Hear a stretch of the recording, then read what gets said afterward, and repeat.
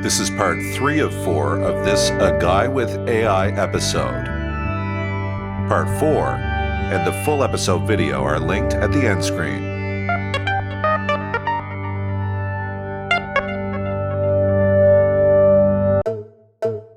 Understanding the environmental impact of AI is crucial given its increasing role in our lives. AI systems, especially those using machine learning, require substantial computational resources which can have a considerable carbon footprint. The energy needed for training complex models, processing large datasets, and the infrastructure that supports these operations often relies on carbon-emitting power sources. To mitigate the environmental impact of AI, several strategies are being explored and implemented. 1. Improving algorithmic efficiency creating algorithms that require less computational power to achieve similar or even improved outcomes can significantly reduce energy consumption. 2. Green data centers transitioning to renewable energy sources for data centers that host AI applications can make a big difference. Companies like Google and Facebook are already investing in green data center technologies. 3. Hardware innovations the development of more energy-efficient processors, such as those designed for AI tasks, e.g., TPUs, FPGAs, can lower the power requirements for AI computations. 4.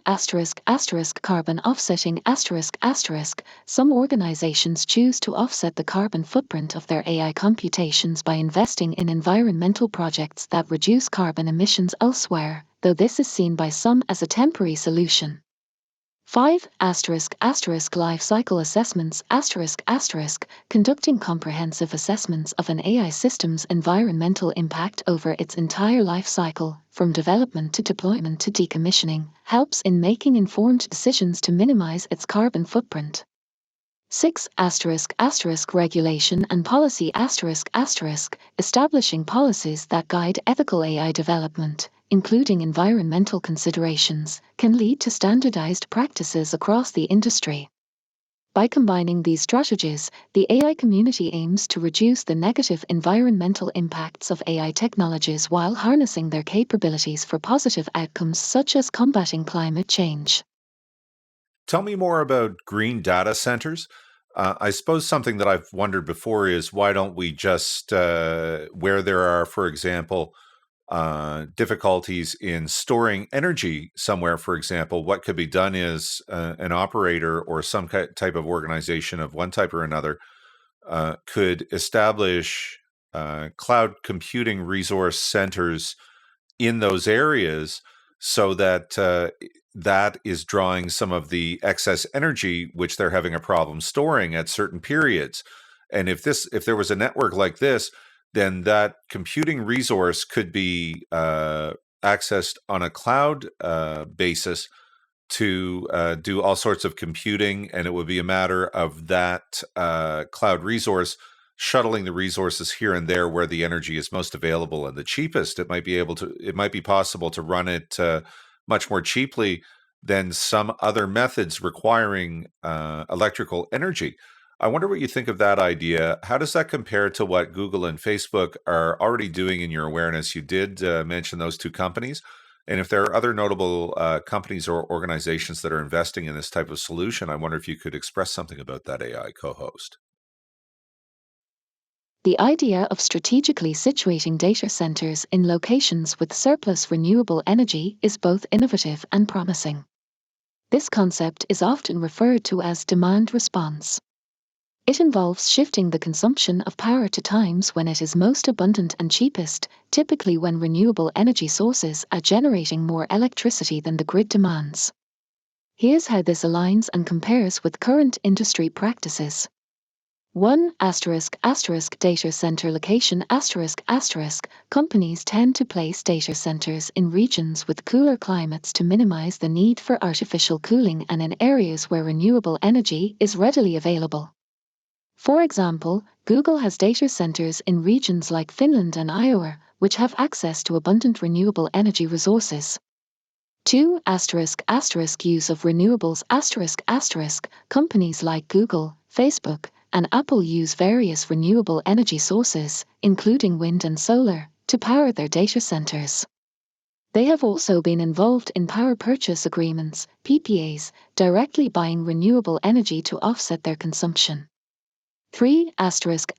Dynamic data center operations Your idea of using a network of data centers to shift computational loads to where energy is most available and affordable is a developing area known as geographical load balancing.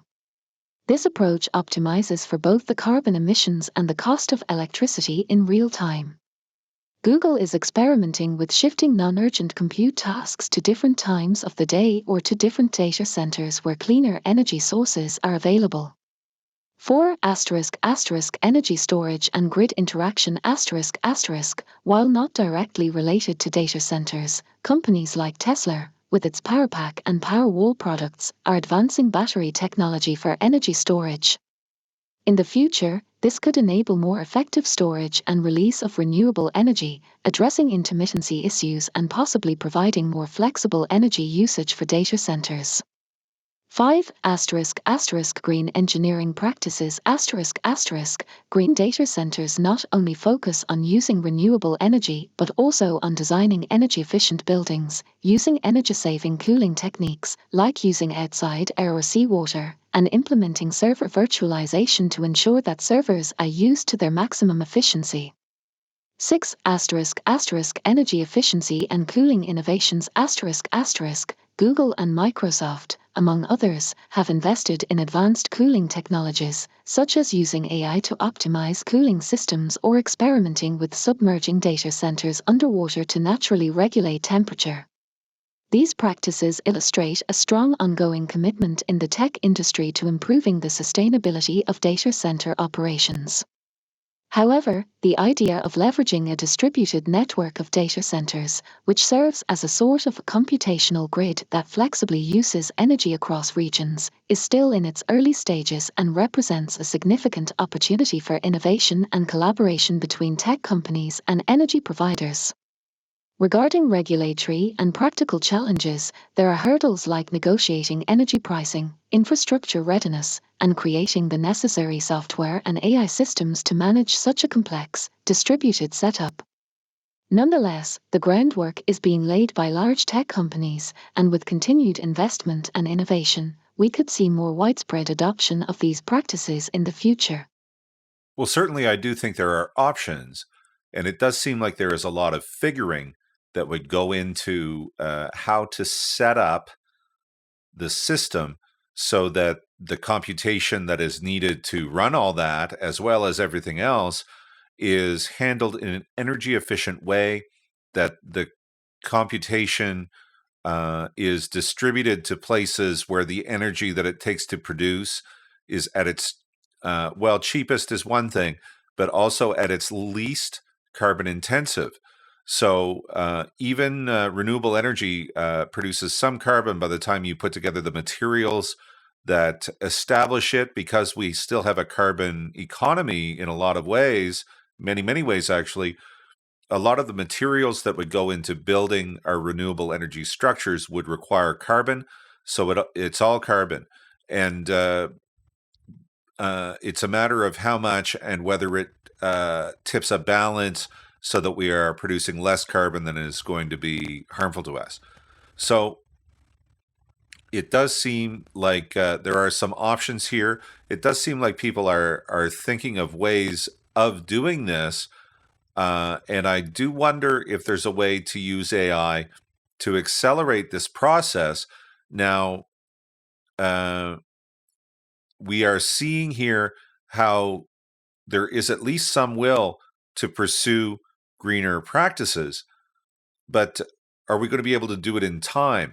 AI co-host, why don't you just give me a brief response? Tell me what AI can do to help with planning of these different activities so as to accelerate our ability to make the right decisions and target with solutions this carbon problem of ours.